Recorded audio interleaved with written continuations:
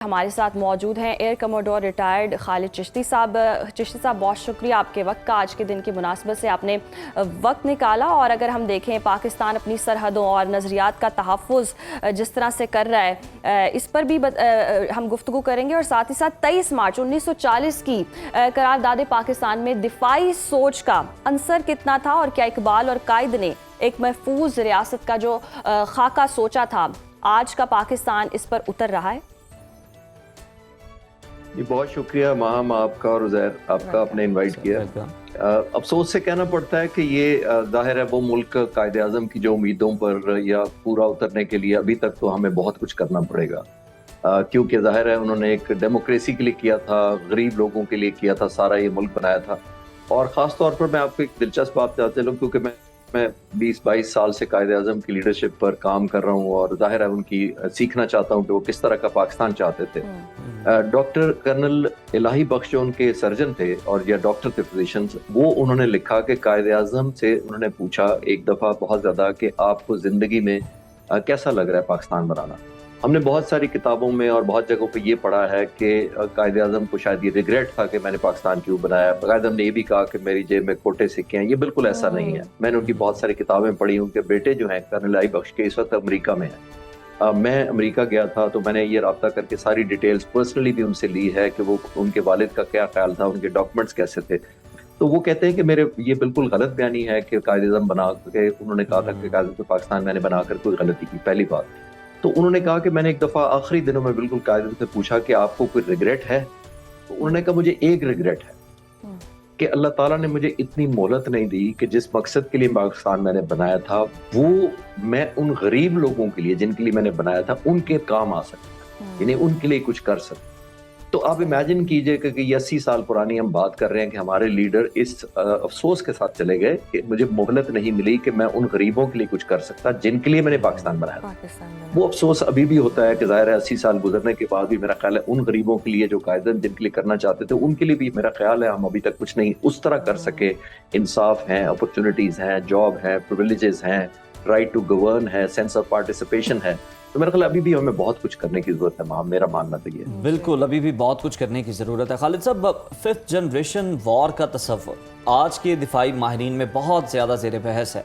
پاکستان اس میدان میں کہاں کھڑا ہے، اور ہمارے جو مخالف ہیں وہ کون سے ہتھیار استعمال کر رہے ہیں اس ڈومین میں؟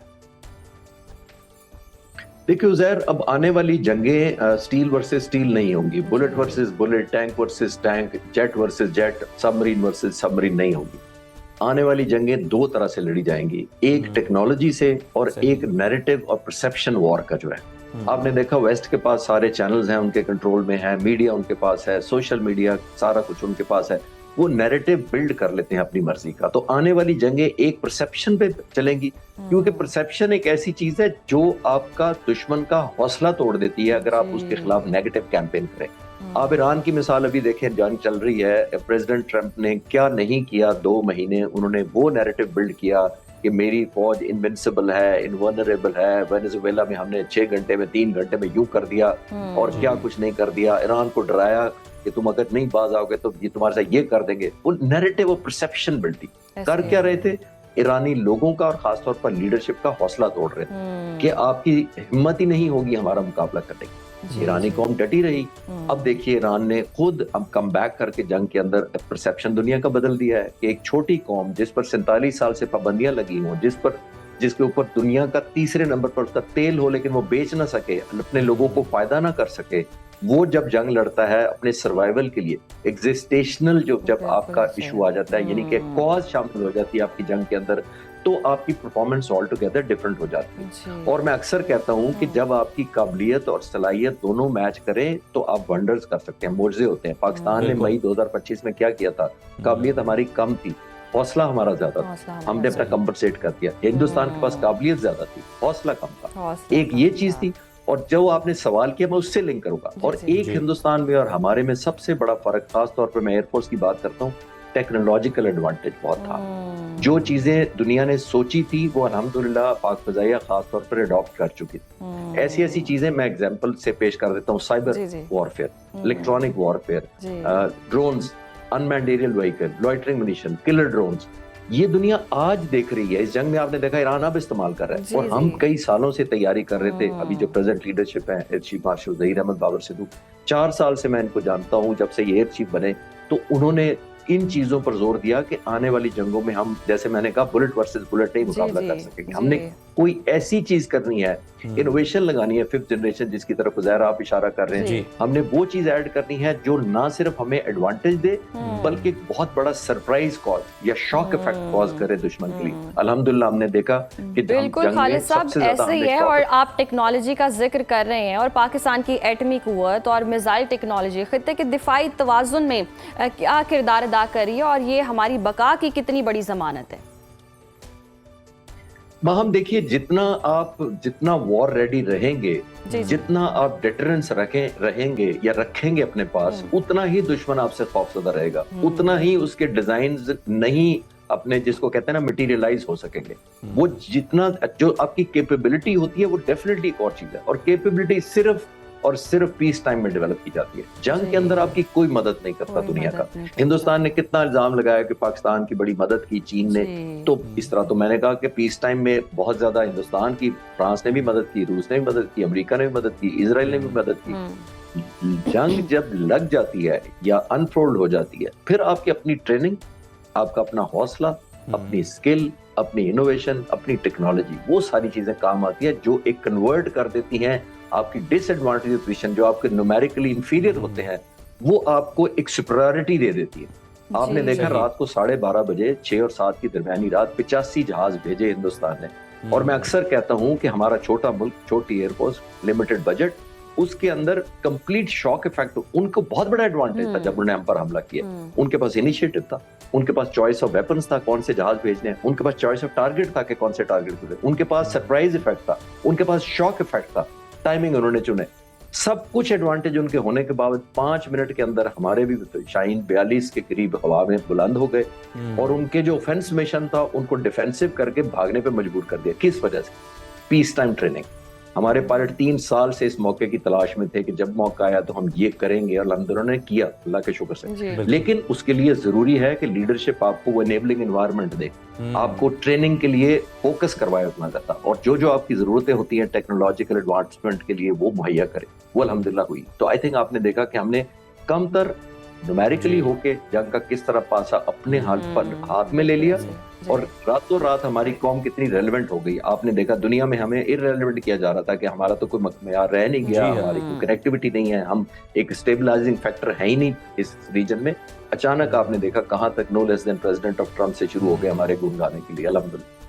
بالکل خالد صاحب, آپ نے بڑا درست جو ہے وہ نقشہ کھینچا ہے کہ بلٹ ورسز بلٹ نہیں ہوگی, جیٹ ورسز جیٹ نہیں ہوں گے, یہ ساری چیزیں نہیں ہوں گی, بلکہ ہمیں ایسی چیزیں چاہیے ہوں گی کہ ہم محدود وسائل کے ساتھ بڑی طاقتوں کا بھی مقابلہ کر سکیں. اور ایسے میں ہم سائبر وارفیئر کی ٹرم جو ہے وہ بڑی سنتے ہیں, مئی وار کے بعد یہ بڑی کھل کر سامنے آئی ہے.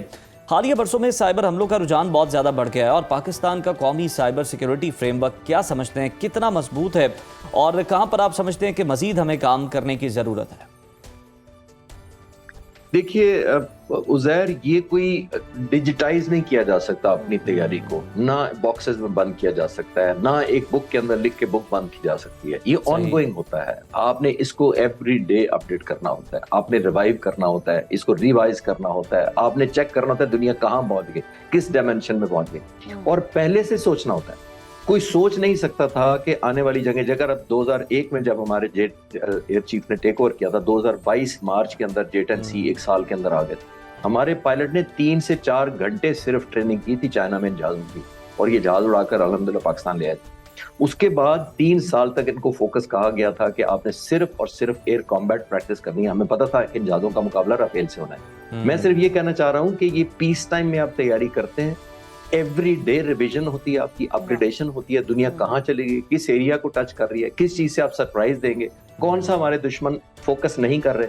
اور آپ بے شک ان کے سینئر جنرلز کو اٹھا لیں جو ویٹرنز ہیں, وہ بہت برا بھلا اپنی فوج کو, لیڈرشپ کو یہ کہہ کے کر رہے تھے کہ جب پاکستان ایئر فورس خاص طور پر یہ کر رہی تھی, سائبر کمانڈ کر رہی تھی, الیکٹرانک وارفیئر کر رہی تھی, ڈرونز کر رہی تھی, کلر ڈرونز کر رہی تھی, لاٹرنگ منیشن خرید رہی تھی, تو ہماری فوج کیوں سو رہی تھی. تو یہ جو آپ کہہ رہے ہیں کہ कौन सी चीजों कोई एक तरफ मुहित नहीं होता, एक डायमेंशन क्लोज करके आप लॉक नहीं कर सकते कि हमने आज ये अबूर हासिल कर लिया है, हमने ये टेक्नोलॉजिकल एडवांटेज अपने दुश्मन पर हासिल कर लिया, अब हम रिलैक्स करते हैं। There is no relaxation. Every day आपको सोचना पड़ता है कौन सी नई तरीका, इनोवेशन, टेक्नोलॉजी जो आई है, कैसे मैं अडॉप्ट करके अपनी वॉर को वैल्यू ऐड करूं, ज्यादा पोटेंसी डेवलप करूं और ऑब्वियसली ज्यादा लेथैलिटी और फोकस डेवलप करूं। तो ये ऑनगोइंग प्रोसेस है। जी बिल्कुल खालिद साहब, ऐसे ही है। और हमारे सिक्योरिटी इदारे या अफवाज पाकिस्तान ऑनगोइंग जिस तरह से आप बता रहे हैं कि मुसलसल सोचते हैं, फिर पॉलिसी बनाते हैं और कौम जो है तभी सुकून में है और इतना कॉन्फिडेंट भी फील कर रही है। मार्का हक के बाद हमने देखा है कि हर किसी के जज्बे बुलंद हो गए और एक बार फिर से अगर पाकिस्तान की बात करें तो बहुत तगड़ा इमेज गया पूरी दुनिया को कि पाकिस्तान जो है वो हर तरह की सलाहियत रखता है। मगरबी अगर हम सरहद की बात करें, सूरत हाल देखें, मशरक में भारत की जारहाना पॉलिसी और ख़ित्ते में बदलती जियोपॉलिटिकल माहौल की अगर हम बात करते हैं तो पाकिस्तान की दिफाई हिकमत अमली आपके हिसाब से क्या होनी चाहिए? देखिए माहम, हमारा तो कोई डिजाइन है ही नहीं, ना हमारी कोई रीजनल हेजमनी का डिजाइन है, ना हमने कोई ग्लोबल रेलेवेंस अपना रीच आउट करके करनी है, ना हमारी किसी नेबर पर बुरी नजर है, ना हमने कोई साजिशें करनी किसी मुतल्लिक, ना हमने किसी मुल्क के खिलाफ प्रॉक्सी वॉर करनी है। तो जब नहीं करनी है तो हमारा तो है ही सर्वाइवल के लिए। डे वन पे हमें पता है कि हमारी एक कॉज है और कॉज है हमारी एग्जिस्टेंस, हमारी सोवरेनिटी, हमारे आने वाले बच्चों की फ्यूचर। तो हम जब ये एक पैशन डेवलप हो जाता है तो फिर आप देखिए, जब मैं अक्सर जंग के दिनों में भी कहता था, आपके प्रोग्राम में कई दफा किया होगा, देखिए आपने कॉज को जस्टिफाइड करना होता है अपनी जान में। जब आपकी कॉज जस्टिफाइड होती है तो आपकी वॉर जस्टिफाइड होती है, जब आपकी वॉर जस्टिफाइड होती है तो आपकी परफॉर्मेंस जस्टिफाइड होती है, यानी आप काबिलियत आपकी फिर उभर कर आती है। मैं अक्सर एक मिसाल देता हूँ, बड़े सादा, माजरत अगर आपने पहले सुनी हो। देखिए वियतनाम की जंग अमेरिका से हुई 1954 से लेकर 1975 तक, 54 से 75, 21 साल वियतनाम जैसा छोटा मुल्क अमेरिका से लड़ा। ये वो वक्त है जब कोल्ड वॉर हो रही थी, सोवियत यूनियन बहुत बड़ा मुल्क था, अमेरिका दूसरा बड़ा मुल्क था। उस जंग में 33 लाख वियतनामी मारे गए 21 सालों में। 33 लाख के मुकाबले में सिर्फ 58,000 अमेरिकन मारे गए। तो अब जो अगर स्टैटिस्टिक्स देखें तो वियतनाम को शिकस्त होनी चाहिए, लेकिन अमेरिका को नाकाम लौटना पड़ा। क्यों? क्योंकि वियतनामीज को पता था कि हम किसी रीजनल हेजमनी के लिए अमेरिका की तरह नहीं लड़ रहे, हम ग्लोबल कंट्रोल के लिए नहीं लड़ रहे, हम कोल्ड वॉर के लिए नहीं लड़ रहे, हम सोवियत यूनियन को नीचा दिखाने के लिए नहीं लड़ रहे, हम एक वजह से लड़ रहे और वो है हमारी सर्वाइवल। जब आपको सर्वाइवल एग्जिस्टेशनल थ्रेट होती है तो आपको लगता है कि सबसे जस्टिफाइड कॉज मेरी। जब आपकी कॉज जस्टिफाइड होती है तो मैंने कहा कि आपकी वॉर जस्टिफाइड होती है, तो आपकी परफॉर्मेंस जस्टिफाइड होती है। इतना छोटा मुल्क एक सुपर पावर को उसने वापस भेजा 21 साल के बाद। तो मैं ये सिर्फ साबित करने की कोशिश कर रहा हूँ। तो हमारा तो एक अल्हम्दुलिल्लाह एक एडेड फैक्टर है और वो है शहादत का जज्बा। मुझे पता होता है कि मैं बॉर्डर पर जा रहा हूँ, मैं जहाज लेके जाऊँ, मैं सबमरीन पे जाऊँ, मैं टैंक में बैठ कर जाऊँ, मुझे पता है अगर मैं जब मेरा जहाज टेक ऑफ करता है तो मेरे लोगों की तवक्कुआत, उम्मीदें और दुआएं साथ। मुझे ये पता है कि अगर मैं वापस आता हूँ तो गाजी है, अगर नहीं आता तो उससे बड़ा स्टेट। तो ये आम लोगों में, आम एयरमैन में, सेलर्स में और पर्सनल में जो सोल्जर्स होते हैं दुनिया में, ये चीज उनके लिए ये बहुत बड़ा जो हमारे पास एसेट है या एक एडेड एडवांटेज है, ये दुनिया में नहीं होती। बिल्कुल हमें पता है। अब ईरान का क्या है, उनको पता है कि उनका सर्वाइवल है और उनको पता है कि आपने देखा कि उनके लीडर शहीद हो गए। ये हमारा बहुत बड़ा जज्बा है जो अल्लाह ताला की तरफ से हमें एक तोहफा ही दिया। मैं तो ये कहूंगा कि फिर आप अपनी फैमिली या उनके जो लॉसेस हैं उससे ऊपर निकल जाते हैं। आप उससे निकल जाते हैं कि मैं नहीं रहा तो क्या होगा। तो आपको शायद उससे भी बड़ी कॉज है जो मोटिवेट करती है, जिससे दुश्मन अभी तक हमारा जब ऑल्टरनेट नहीं ढूंढ सका कि ये किस जज्बे के तहत लोग हमारे भी 92 मिशन पर जाते रहे। बहुत शुक्रिया आपके वक्त का।